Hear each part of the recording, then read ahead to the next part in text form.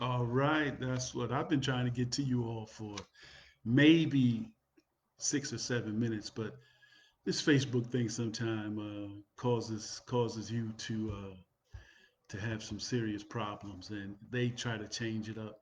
Most of you know I did the Throwback Thursdays for quite a period of time during the pandemic, but what I like to do is every year I usually come back and I do a little New Year's sort of uh, informational session. And I just want to say, I wish everybody a very happy and wonderful new year. But this topic is something that I think we all need to truly take heed to. And today's topic is moving out of 2020 into 2021 with an attitude of gratitude. And so, what does that mean? In most cases, I've seen so many posts on a lot of social media that people are so excited about finally ending 2020 because 2020 has been, they said, the worst year of their life. Well, if you're able to hear my voice, that attitude of gratitude that I'm talking about is sort of false. Because if you're able to hear my voice, then that means that you have made it into 2021, or you will probably make it into 2021 unless you do something truly foolish that will cause you to perish prior to uh, the time and zone for which you are actually living in changes and you become part of this new 2020 era. But what I want to do is I want to take it from a perspective of how we operate. We operate under the Gregorian calendar. Now, some people, if you know me, you know back in the day, I used to be, in my other life, I used to be a history teacher and I taught medieval and ancient history. But what I want to do is give you a little understanding of what transpired in the Gregorian calendar, which was replacing the Julian calendar back during the time of pre-Christian Rome. And so what happened was New Year's Day came because both of those calendars in their development came, and the day was the same time. January 1st was the same time, and it was sort of paying homage to the god Janus. Now, the god Janus was the god who was supposed to be the god of the entrance and the departure. And so the god Janus was a two-headed god who actually saw into the future and also had a face that saw into the past. And so what I want to really talk about is when we talk about the god Janus, I want to talk about how we focus on the two faces that operate for us. And in most cases, that's the face that sees into the past. And it's the face that sometimes gets the less attention that sees into the future. And now, what people most people may say, well, you can't predict the future. Well, you can't predict the future, but you don't constantly relive your past either. And so, what happens when we come into those particular situations? We talk about what it is we're going to do going forward, and we don't count the blessings with an attitude of gratitude that have actually been the force that has driven us to this particular point in our lives. And so we have to understand how that particular thing works. But what I want to talk about is just those two things. I want to talk about the past because when we concentrate on the past to me is the process of recall. Because I just want to share a quick story. So I had a conversation yesterday with my little brother Jerry Artis, and what we were doing is we were reminiscing about all of the good times that we had when I lived in Atlanta, and some of those things that we reminisced about that I think could never be replaced are we used to be on the front row of the Falcons games. We were on the front row of the Hawks games for years. We went to some of the most elite clubs in Atlanta, met some of the most celebrity, if you want to call them celebrities. I consider myself a celebrity. So when people met me, I had the same attitude that they had. They were like, please, pleasure to meet you. I said, pleasure to meet me, because I had an attitude of gratitude that I was just as important as they were. And that's the way that I carry myself. Sister Rubiness, Queen Rubiness is on. I thank you very much for listening. And we talked about those particular things. We talked about going to 112. We talked about him DJing at the Club Vixen and all of those people who were in the club. And so as we were reminiscing, it sort of put in perspective about why we have this particular attitude of gratitude. But it was forthcoming of a conversation that we were talking about how to prepare for the future and what it meant. And so when most of us are looking at the past, it's a process of recall. And so there's nothing wrong with recalling your past, but it's how it affects you in the long run and what you do with your past that catapults you into your future. Now, people say, well, why aren't you talking about the present? Well, the present is over. After I say this word over, that becomes the past. And so my present is actions that I've taken from my past and I've made changes or I've stayed in the same place and I haven't made any adjustments to become more valuable and viable for my future. Now, I have another very good friend who I talk to, and we were in the service together. And he often calls me and he reminisces about the things that we did in the past in the service. But what I constantly explain to him is that I am not that guy anymore. That guy who I was in the service and some of the things that I did in the service and some of the things that we did afterwards, I'm just not that person anymore. I had to evolve out of that life, and that life was not something that I wanted to become for the remainder of my life. And so when he and I have those conversations, it's always about me trying to get him to move out of his situation and move into a different place so that you can become just as valuable as I see you as being. But if you don't see it, I can't see it more for you than you see it for yourself. And so when we talk about the future, when we talk about looking into the future, and this is what Jonas had. Jonas had two heads, one that saw in the past and one that saw in the future. And the future to me is the process of prediction and process. the the future is the process of prediction and process.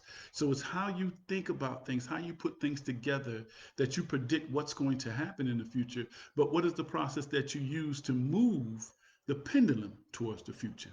And so many of us operate in that particular thing. But one of the things I want to ask the question is, do we hold on to the pain to justify our choices? Or do we grab the power and hold on it for your dear life to embrace the outcome? That's the question going into 2020. Most of us have had some troubling experiences, but let me tell you what 2020 was supposed to be for you. Most of us were thinking that 2020, uh, with this pandemic, was to put us in a situation that we couldn't be who we are. Well, in reality, some of us were going at such a fast pace that we didn't realize who we were or who we are. And that this pandemic, in some cases, set us up in a position for us to be still and for us to really understand who we are. What is our purpose on this particular planet? It has developed so many people into being entrepreneurs now, because there's a few things that I know. I know so many people that said, they lost their jobs. They don't know if their jobs are ever going to come back. Well, if the job does come back, it may not come back with you.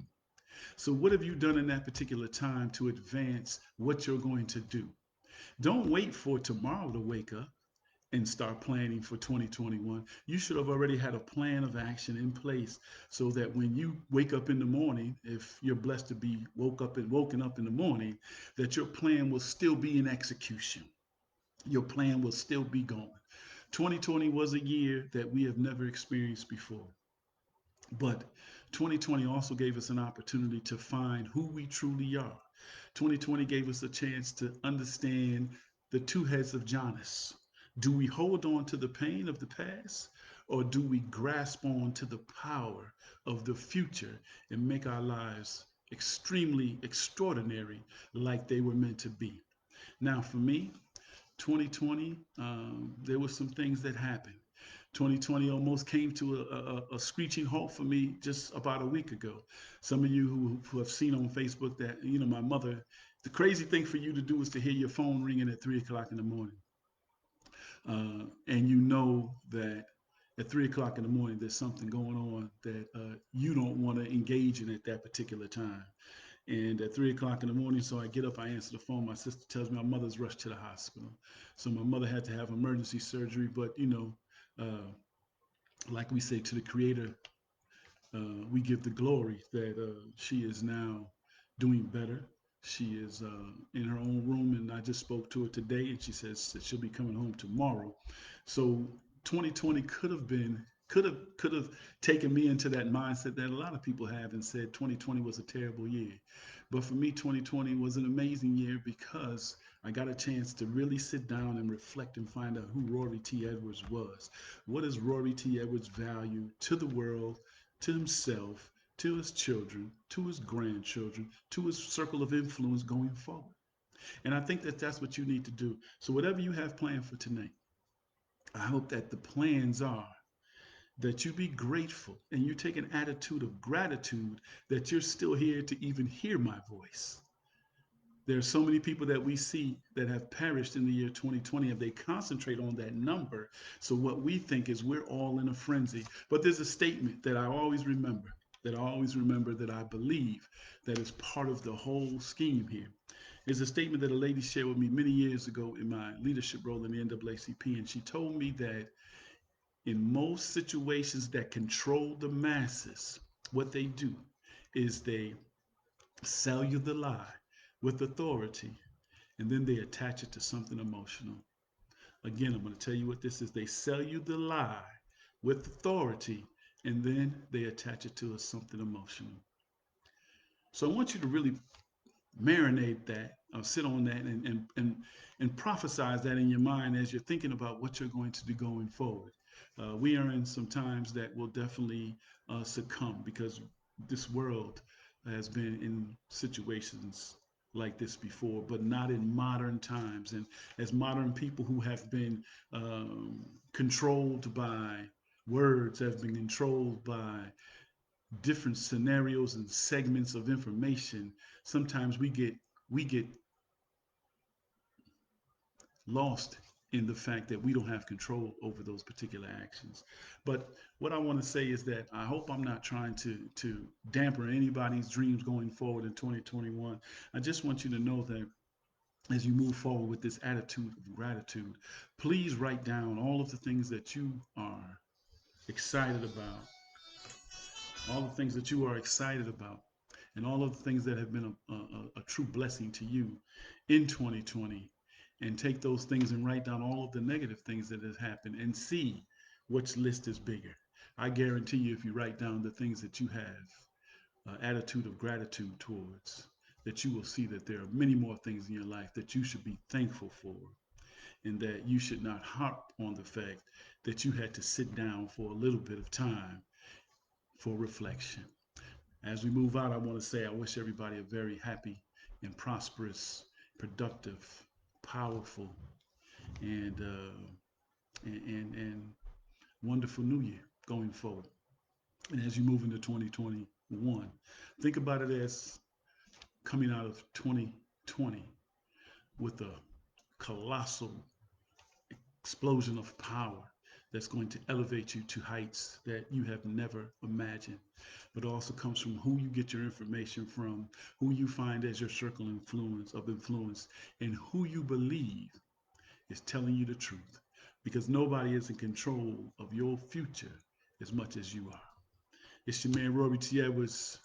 I'm going to enjoy the rest of my day, and I'm going to enjoy those days that I have going forward. And until we speak again, until we meet at some particular um, junction in our life, I want you to truly be blessed. And I want you to truly operate in the lane of power. But I want you also, what I always say on my Throwback Thursday, I said, tell you, stay woke. Stay woke. This is really not about helping people. This is about helping a system that has never been set up for the masses to have the same advantages as those who are creating the system. All right. Until we talk again, you all be blessed. And hopefully, this New Year's segment of the um, Rory T. Edwards group moving forward and helping people to be the best that they possibly can be has been valuable to you today. But until we talk again, you all be blessed and stay well.